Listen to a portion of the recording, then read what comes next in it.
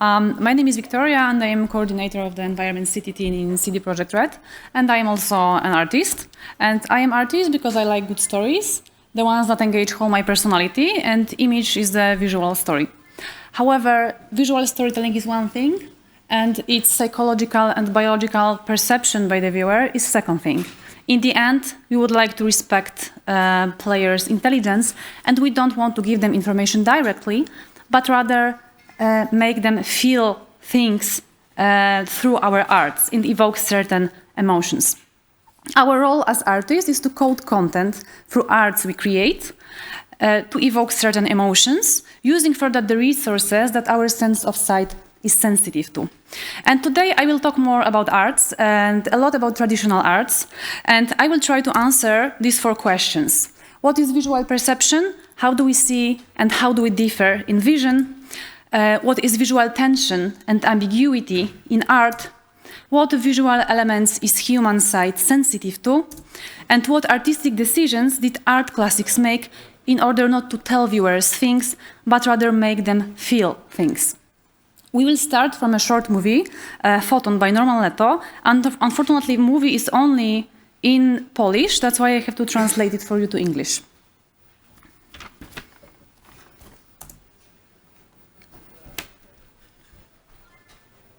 Stanisław is watching the object. Let's look at it in slow motion.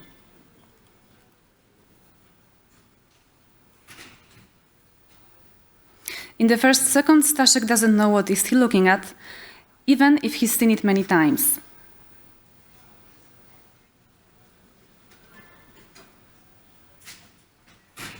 The backyard is permeated by photon waves, the internet, cell phones, television, military. They are colorless vibrations. The only difference is the density of the comp. Watermelon atoms. Photon waves from the environment are reflected on them. A stream of photons flows through the eye, passes the floaters in his eyeball, and sits on the back of the eye. Here, at the back of the eye, the waves are divided and transferred to the optic nerve and cross in the center of the head. Then they flow backwards into the area called V1. In V1, the signals from the eye are not understood as a watermelon. Some of the pulses go on to V2. But they touch upon regions of memory. The melody of this shape coincides with the pattern of red that was once seen somewhere. Stanisław has the impression something red. Then there's a scattering into the following areas, V3, V4, and so on. A quarter of a second passes, and Stanisław doesn't know what is he looking at. The sound signals reach the area of the hippocampus, which is the memory region. It is compared with known objects. If positive, the signals go into consciousness. And somewhere in the front of his head, Staszek feels, oh, a watermelon. The fruit evoked an association with warm countries, to which he has never been. Subjectively, Stanisław feels it as regret. Okay, so what we saw is the perception, is the visual perception, which means the reception of the external environment by our sense of sight. And this is the multi-step process. However, we can simplify it into 2 stages. So first stage of vision takes place in our eye. As we saw in the movie, the photoreceptors, the stream of photons come through our pupil, sits on our retina, and then photoreceptors take the signal and transmit it to the back of the brain. And the effect of first stage of vision is relatively simple information about the illumination of the space that we are in. And it seems to be pretty simple, so let's complicate it a bit. So one of 2 types of photoreceptors that we have are cones, and effect of their work is vision of colors. They respond to different wavelengths, and we have RGB cones, which respond to lengths long, short, and medium, and it is vision of red, green, and blue color. But the wavelength is something very objective. We can measure it in time in numbers. But how can I know if my perception of green is your perception of green? The color doesn't exist in the world. This is something subjective. This is impression that comes in our brain. To see color, you have to have a brain. So let's try to answer this question from the biological point of view. Here you can see a fragment of human retina with pigmented cones, red, green, and blue. As you can see, the number of blue cones is pretty equal, and it is usually about 5% of all cones that we have. It is stable for all humans. However, the proportion between green cones and red cones is different from person to person. Here, all of these three pictures represent the retina of healthy people, and you can see the proportions that are mentioned in the slide. So, would the green color perceived by person A would be the same like the green color perceived by person L? Nobody knows that. We cannot extract someone's personal impression from his brain to compare it. And until we gain this knowledge, we cannot say certainly yes or no. However, we can see that our reception system differs. And we also know that some cultures, like Himba, call different shades of green that are undistinguishable for person from Western culture. Okay, so what about the blue ones, which seem to be pretty stable? So it also is changing. When we are getting older, the cornea of our eye is getting yellowed. It means that we are losing the sensitivity for reception of blue. When we are getting older, we perceive world in more autumnal tones. And at this stage of the presentation, it is important to know for us that there are certain biological differences that may change our perception. The second stage of vision takes place in our brain, and the result of it is the subjective viewing experience. It means recognizing and evaluating the content, and then some emotion may appear. To achieve that, our brain compares the data from photoreceptors with all our data stored in our brain. This is our visual memory, which is very personal. This is our knowledge about the world, how it looks like. And it depends from person to person, depending on the amount of contact with certain things. So our brain compares the things we see with all stored objects in our brain, and based on that, it formulates the hypothesis about the identity of the thing that we could potentially see. So when we was at the first stage of vision, we could notice, like from the picture here, that potentially someone is walking in our garden. But here, this is the moment of identification in the second stage of vision. And the recognition happens. So we can now identify who or what was actually in our garden. And then the formation happens. And our brain deforms information from photoreceptors depending on many things, like, for example, the task that we are occupied at the moment, our intentions, attitudes, self-defense mechanisms, and many more. And then we evaluate the content. And this is done automatically. We evaluate content for things that we want to watch and those that we reject. This is not only about arts, this is generally also about the survival. When we go to the forest to pick mushrooms, we evaluate them, which of them are edible and which not. And then, at the end, certain emotion may appear, if any. As we saw in the movie, Stanisław identified the exotic fruit, which evoked at him the feeling of regret, which was very personal, and different person could have potentially some different emotion. Okay, so what is important for us now, after this chapter, is to know that the scene we see is a compilation of two types of data. One of it is recorded light distribution, and second one is our visual memories as a database supplementing with our experience with the participation of intelligence and imagination. Because when we are missing some data, our imagination will fill the gap, and then our intelligence corrects it. And as you can see, both types of data have certain differences, which means that the scene we see is rather a product of our mind than a faithful representation of the reality. Okay, but what about arts? So From the viewer's point of view, seeing is acquiring a sensory data from the environment. But watching pictures is acquiring a sensory data from the pictures for which the sensory data has been already acquired in the process of its creation by the artist. So this is a double subjective experience, because the artist is also an observer, and he makes decision during the process of the creation, and he agrees the effect with his intention. Being the recipient of the painting, we rely on his visual representation plus his intention, and it is mixed with our visual representation of things we see plus our feelings and emotions. So what if the artist, for example, had a cataract or xanthopsy or Alzheimer? We normally don't think about such things, but the history of art gives us a lot of examples of such cases which introduce additional complication to the reception. And since this is not the main topic of this presentation, I will mention only 3 examples as a curiosity. So first of one is Claude de Monet, who suffered from cataract, the disease that affects blurry vision and changes the color perception. Sorry. What you can see here is the Rouen Cathedral painted at different times of a day. Monet's visual acuity in the better eye was 10%, and in the second eye it was at the level of sense of light. He painted the world as he's seen it.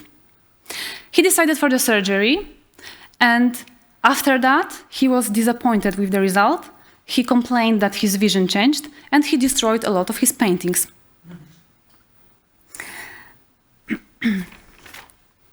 Some people say that cataract is the mother of Impressionism, because it affected also Renoir, Cézanne, Rembrandt, Daumier, Turner, all big names. Another example is Vincent van Gogh, who suffered from temporal epilepsy. This is the disease that affects certain visual disturbances. He mixed the drugs, which resulted in xanthopsy. It is vision in yellow tones. We very often can see big yellow patches of color in his works. And the last example of that would be the William Utermohlen and shape agnosia. We can see it here. Shape agnosia, it is inability to recognize shapes. And agnosia caused by Alzheimer can be visible in Utermohlen self-portraits. And they are ordered in chronological order. First one is from 1967, where Utermohlen was healthy. And then from 1996 up to 2000, we can see the gradual losing of the perception abilities. So as you can see, sometimes the innovation in art is supported by certain biological defects. Okay, but what about us, creators? So we already know that our works could be received with certain distortions. And we cannot impact the first stage of vision. However, we have at least some manipulation, some options for manipulations with the second stage of vision. And it is worth mentioning here the concept of the visual tension. What can you see in a given picture? You can answer, dear audience. I know you are hangover after 3 days. Yeah? A hole in a square. A hole in a square, yes. What else? I didn't hear? It's misaligned. Misaligned. Something else? It's not in the middle, yeah. It's misaligned, it's not in the middle. It's, yes, of course, the disc is not in the middle. And it's interesting that you said that this is misaligned and not in the middle, like you expected it to be in the middle and not in the place that it already is here. Perhaps even some of you would feel better if you could move the disc towards the center. This tendency was noticeable also in Rausch's research, who showed people figures and asked about their natural position and shape. People fixed figures. They restored parallelograms and diamonds to its vertical position.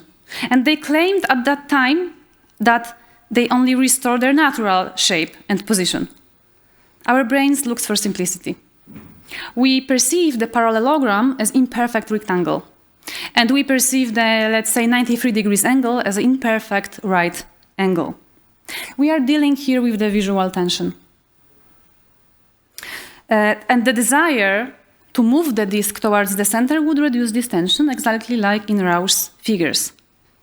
From the first stage of vision point of view, we can see here two figures, nothing more, a disk and the square.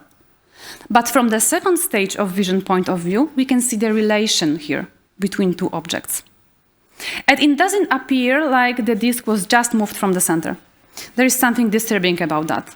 When we move the disk towards different parts of the square, we would notice that at some points it rests calmly, but at other points its position is unclear and unsafe. When we draw the diagonals and axes of the square, we can notice the hard points of this figure. These are points that contain certain powers of attraction and repulsion of the disk. So each position coinciding with the skeleton introduces the element of stability and then reduces the tension. And the unpleasant feeling is caused by positions at which the attraction is so ambiguous that our sense of sight cannot decide which direction the disk is going. Friedrich Wolff conducted a similar research. He showed people figures that contain small ambiguities. As we can see in figure A and D, in the figure A, the wings are very similar but not completely symmetrical, and the figure D, the inner rectangle offsets the center. So he asked people to draw these figures, and we can notice two main tendencies.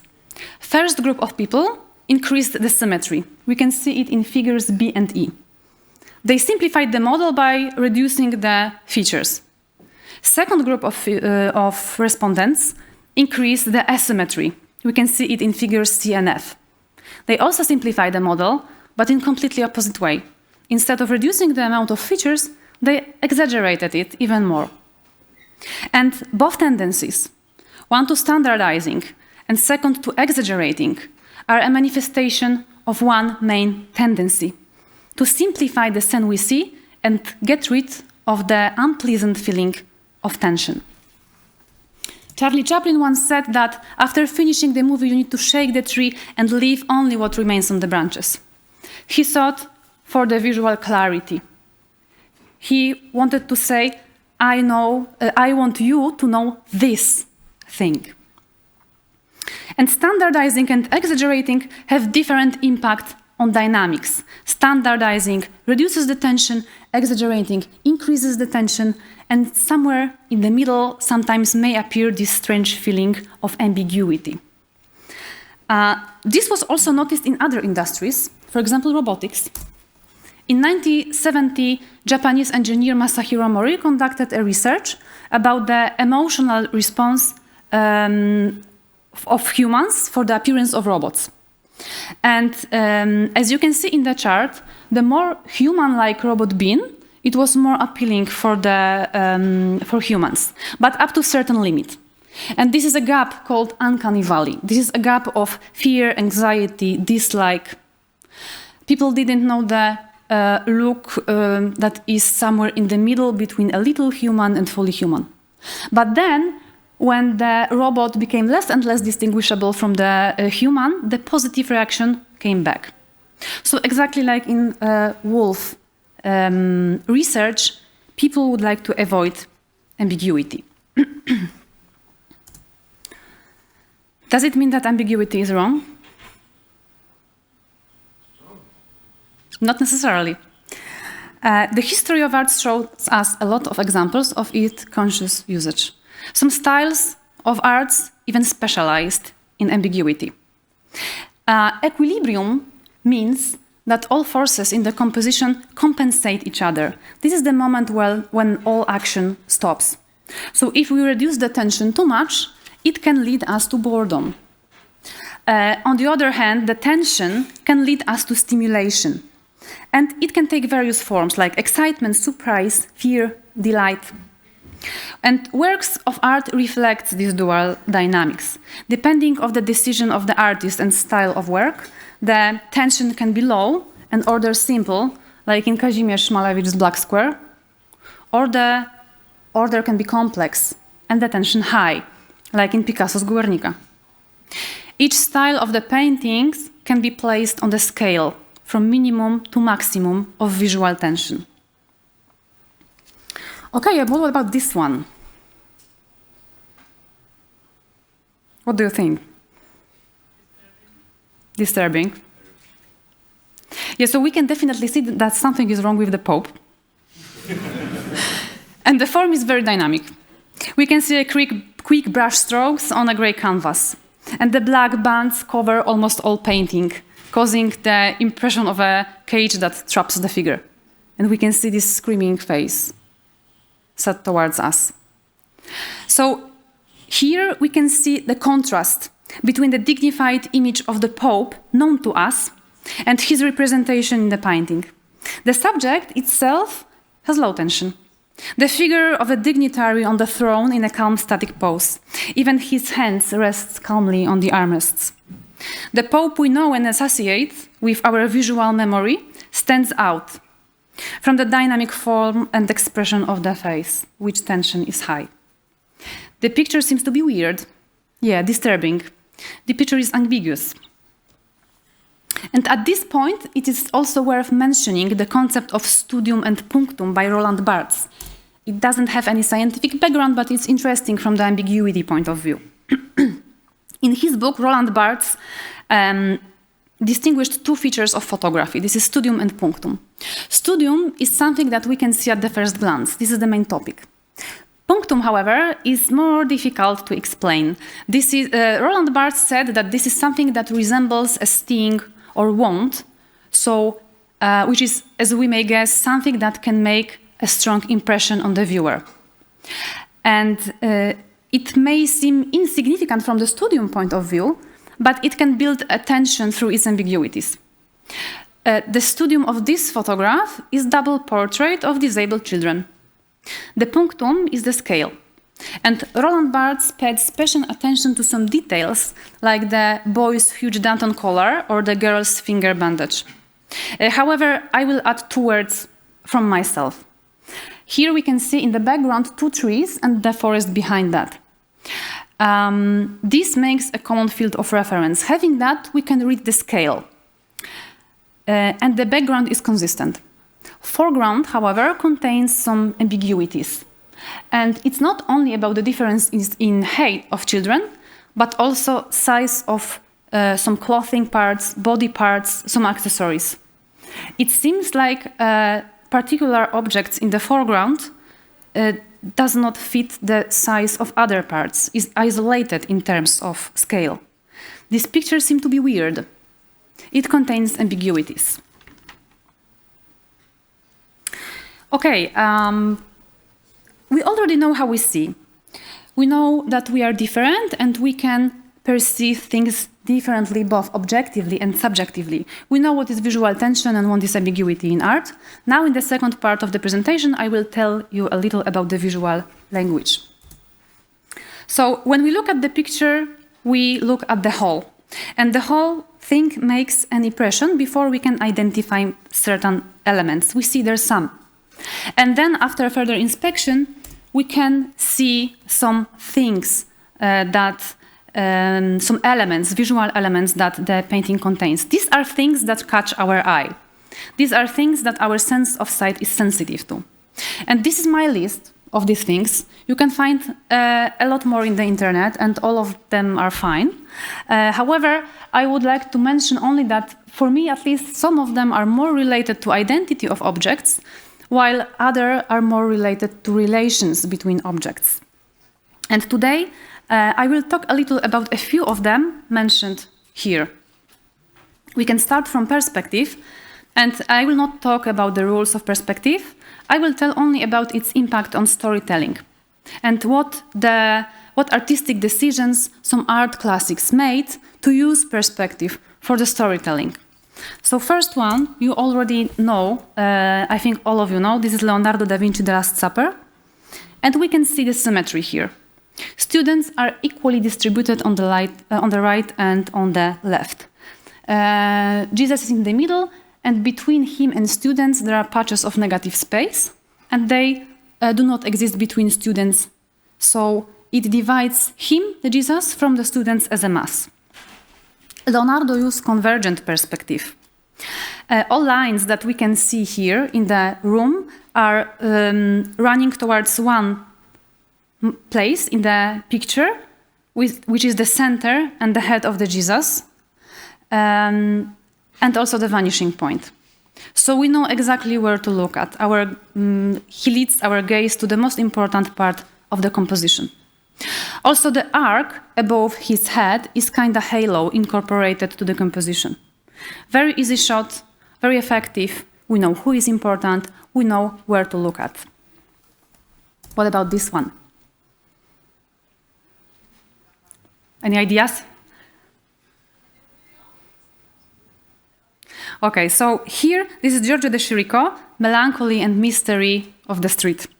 And we can see here the perspective contradictions. The car in the foreground is in isometry, and it was set with buildings that are in perspective. And also, perspectives of both buildings cancel each other out. If we assume the bright building as a basic spatial organization, which indicates that the horizon line is high, the right one would collapse. If we assume the opposite, the bright street going upwards would start to levitate. What do we gain narratively by such a decision? So the Chirico's image seemed to be peaceful, but we see that something is wrong here. Monumental buildings are symmetrical and stable, but their perspective distortions make the stability of this world questionable. We can see two people here, the girl with a circle and the shadow of someone we cannot see. And the girl is going towards the shadow. So the use of distortions gives us the impression that the stable and safe world seen by eyes of the girl is about to fall apart. The next example of using the perspective is Escher. And perspective gives us the option to transfer three-dimensional space into two-dimensional image. And this transfer gives us additional option for manipulation. And we can see the example of this manipulation in Escher's works. He used isometry to create illusory landscapes. His works are very popular and they inspired many artists. On the right side, you can see a shot from Monument Valley game. And the last example from perspective would be Dick terms and 6-point spherical perspective. Most of us know 1, 2, and 3-point perspective. Some of us know also 4 and 5-point perspective. There is, however, one artist who creates using the 6-point spherical perspective system. And you can see how it looks here. What you can see, it's a ball, hanged and rotating ball, painted by him. And this is the reality turned inside out. It means that if you were inside this ball, you would perceive this painting as your surrounding, but you can see it from the external world. So to keep all this environment reliable, we need to use the 6-point spherical perspective system. Okay, the next topic would be the proportion and scale. So how do we perceive size? It's relatively simple. When we see a car which is close to us, its representation on our retina would be big. If we see the car which is far away from us, its representation in our retina would be small. But we still know that this is the same car, only its distance changes. We know that because we have also space-related information, like perspective, horizon line, or motion. Like in the picture B, which is the Hudson's perception test. People usually say that they see that this is the handtick for the antelope, not for the elephant. But not all of them. But if we reduce all space-related information, like in example C, this is not so obvious anymore. So before the perspective was invented and applied to arts, completely different rules of using size governed the arts. And we can see the first example here. This is the hierarchical scale. Hierarchical scale means that what is big is important. And we have some examples from Egyptian and medieval European art. In Egyptian arts, often gods or kings were even twice a size than others. In this example, we can see the king Amenhotep IV offering to god Aton with his wife and daughter. And the size reflects the rank in the state and the family. On the right side, we can see the Cimabue Holy Family, and the Holy Family is also enlarged here. And in medieval paintings, the size often reflected the relation between creator and the creature. The next example is also about size, but also about proportion in given silhouette. Here we can see the king Akenzua I with his servants. And as we can see, his silhouette is enlarged when compared to servants. It means his superior position over them. But also, his proportion is completely different.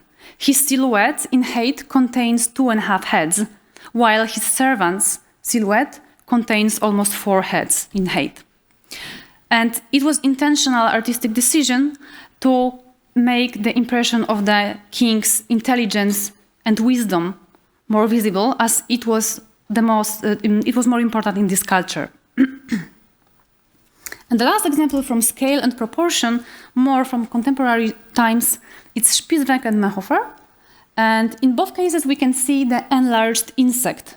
But the way how it was enlarged and introduced to the painting gives us different storytelling effects. So Spitzweg is on the left, Mehofer on the right. In Spitzweg, we can see enlarged butterflies. And we can see that they are enlarged because we have the shard shadow on the path near the root shadow. If there was no shadow, we could potentially assume that it may be a perspective shortcut. But having that, we know that they are close to the path and close to the hunter, on the path that is leading to the hunter. We also see the equal illumination of the whole painting. Any other object is also illuminated, cast shadow and have the chiaroscuro. We also see the relation between objects. The hunter stopped, saw them and stopped. Yeah? So what do we gain narratively by such a decision? Spitzweg tells us the story of 19th century Indiana Jones hunting for giant butterflies equipped with his tiny net. And the story seemed to be clear. It's kind of adventure. And what about the Mehofer? Here, the dragonfly is flat. It is not illuminated, it doesn't cast shadow, nor it has chiaroscuro. On the contrary, it is outline. It contains the contour line, while any other object in the painting doesn't contain the contour line. Something happened. Thank you. So we cannot see also the relation between people and the dragonfly. They don't see it, however, it is so big. We cannot place the dragonfly in a three-dimensional space. We don't see the proximity from it to the people here. What do we gain narratively by such a decision? The artist didn't give us the direct answer. This is some mysterious story that we cannot say exactly what it is. Some puzzling. Okay, the next topic here would be the occlusion. Occlusion means obscuring objects. We perceive obscured objects as being further away than objects that obscures it. This is relatively simple. Let's say these mechanisms on the example. In example A, people usually say that they see two figures, rectangle and a square, as rectangle is obscuring the square, rather than they see two figures, rectangle and irregular figure, laying on the same place, touching each other with edges. So our imagination automatically fills the gaps, which is our contour line of the figure behind, telling us that these are both figures obscuring each other, because it is perceptually simpler for us to understand two symmetrical figures instead of one symmetrical and second irregular. In the picture B, people usually say that they see a cross and a square laying in the same position, touching each other with edges. And this is also perceptually simpler from the same reason.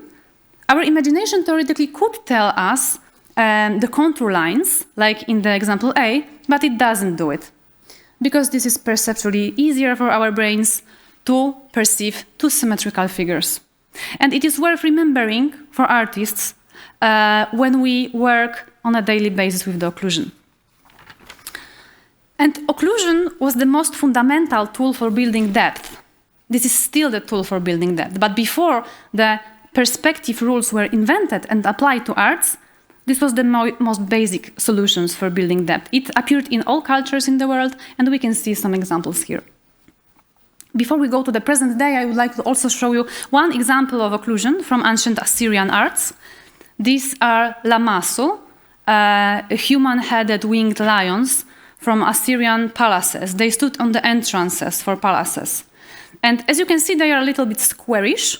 They do not contain this feature of later period sculptures that you can walk around and they always look good. They were designed to stay in the front, so the most important was the front shot. And from the front shot, artists decided for the symmetry. But when we pass them and we go to the entrance, we can see them from the side view. And from the side view, artists decided to break the symmetry. Probably the symmetry was too boring and walking lamassu is more elegant. However, the walking front leg from the side view didn't match the static and symmetric front shot. That's why the artist decided to give it the fifth leg. So from the front view, the front leg occludes the fifth leg, and from the side view, the front left leg occludes the right leg, and everything is fine. So this was the standard solution for lamassus all around Assyria. Another tool for occlusion, for using how to use occlusion, is repoussoir, which means dark objects in the foreground. And here we have two examples. Caspar David Friedrich, we see the tree and some people in the foreground, and at Werner there is curtain. It increases the feeling of depth. And the feeling is even bigger when we have the contrast in brightness between the foreground and the background. It also helps us to frame the content and lead our gaze to more important parts of the picture. And repoussoir also gives us the feeling of watching things from the hideout. That's why it is often eagerly used for creators of platformers. Here we can see the inside play dead. And the last example from occlusion is iconic painting of René Magritte, Carte Blanche. And René Magritte often used ambiguities in his works. He wanted to disturb the viewer and question the reality. And this is the perfect example of this approach. Every objects here are painted realistically, but we cannot understand the rules that govern this world here. Foreground can be background, and background at the same moment can be a foreground. And the last topic today would be the emptiness. And I'm going to start from this one, and probably all of you know this. This is the very popular picture called Rubin's vase. And why am I showing it? Because the positive, to talk a little about the positive and negative space. Our brain perceives positive space as a figure and negative space as a background. And it creates the figure-background relationship. But in some cases, like here, the positive space can be the negative space because our brain, here in this example, this is not so easy for our brain to decide which one is the positive space and which one is the negative space. We can see the competition here between the figure and the background in this relation. And this kind of approach can be also seen in some arts, like for example here Escher and Beardsley works. So in both cases, black and white spaces are both figure and the background interchangeably. The relationships between them are understandable because the space between the figure is as specific as the figure. The negative space must have some features of a figure to be perceived as something separate and specific. White and black spaces compete with each other only because each individual is strong enough to dominate. And this interesting solution can be noticed also in one game that I am going to show you. This is Unfinished Swan. We can watch.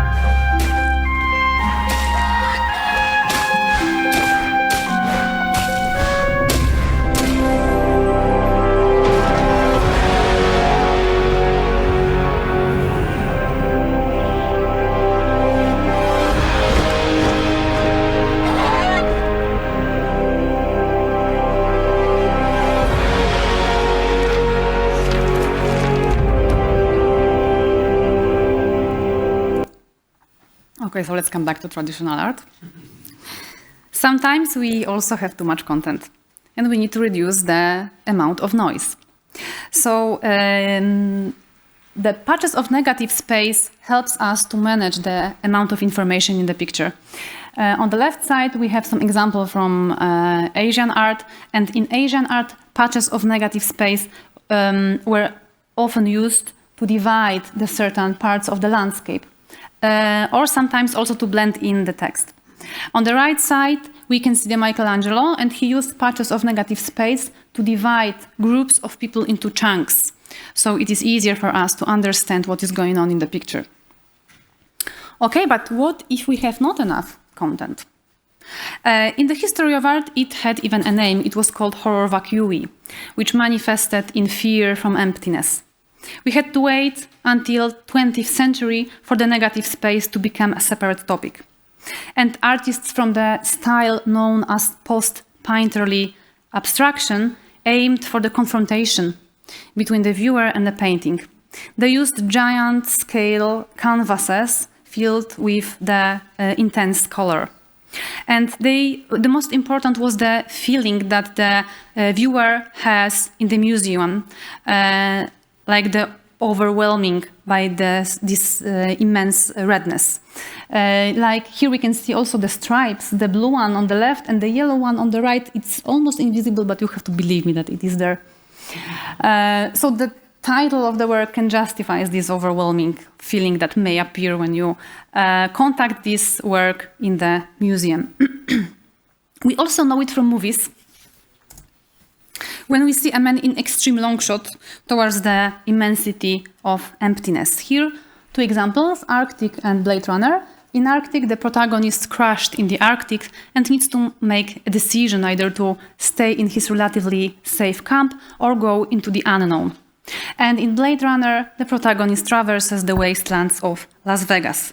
So both experience the similar vastness of emptiness, and negative space plays here extremely important role. And come back to the traditional art again. The further step in reduction was done by Reinhardt and Fontana. Reinhardt on the left, Fontana on the right.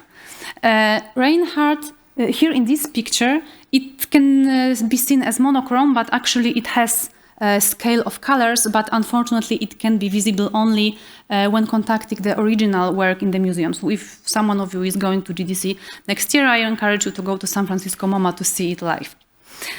Then you can see this scale of colors there, and this is kind of a feeling when we are in the dark room and we need a minute to get used to the darkness, and then we can see some things that we couldn't notice before. So something emerges from nothing. Fontana, however, didn't paint at all. He cut canvas by knife, and when we are far away from the picture, we can see that something is painted there. But then when we come closer, we can see that actually this is nothing, this is emptiness, this is the hole, and some additional negative space is coming from underneath the canvas. So the question is, what is more negative? And what is the definition of negativity? And Rauschenberg led the negative space to the ultimatum. He didn't paint anything. And the content is white canvas. I am not going to tell about this piece of art more, but I will tell you interesting thing that his friend, Rauschenberg's friend John Cage, composed a similar piece of art in field of music in 1952, known as 433 for Symphony Orchestra, and we can listen.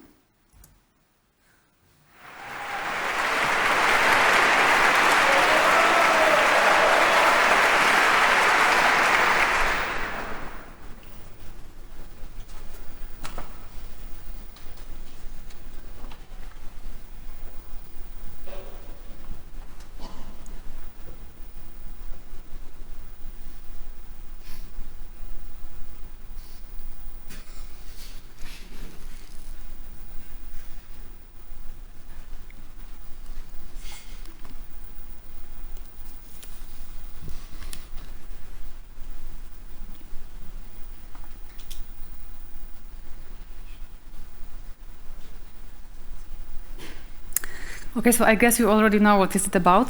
So let me speed it up and show you some emotions. But I think there is only pauses in that piece. But it can be very emotional.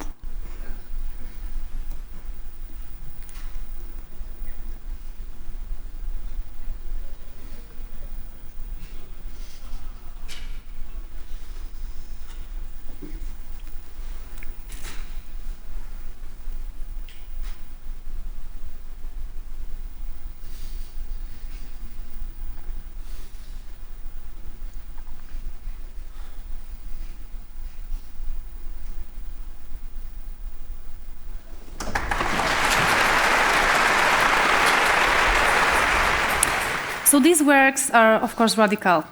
Some people laugh, some people shock, but the fact that they don't contain any content gives us, the recipients, the place to fill it with our own content. Because where did space and time come from?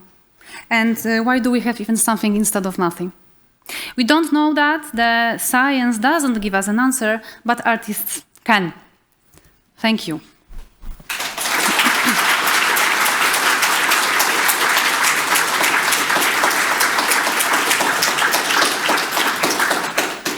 If you are interested in some additional further inspections and sources, you can have some here. And now it's time for questions and answers. Yep.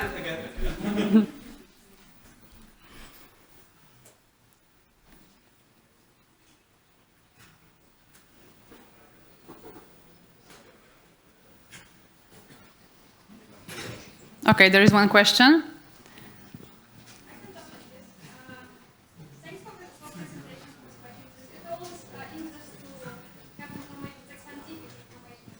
I don't hear you well. Do we have someone with a microphone?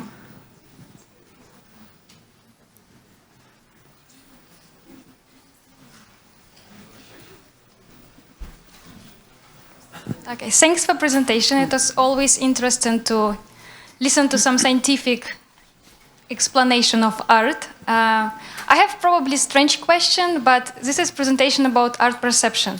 And in your presentation, all slides had dark spots and they were moving. Was it intentional? Because for me, it always looked like it changed three-dimensionality of the slide. For me, it's not moving. So these are some visual affixes of the organizers, probably. Okay, but for me, it looked like it changed a bit perspective, and just like some way it's like further, some way it's closer. Yeah, well, what can I say? It's static, so if it really happens, it may be just some perception, yeah, from this point of view, yeah. I mean, from my point of view, it doesn't. So, but yeah, it was not intentional. Okay, cool, thanks. But overall, very interesting presentation. Thank you.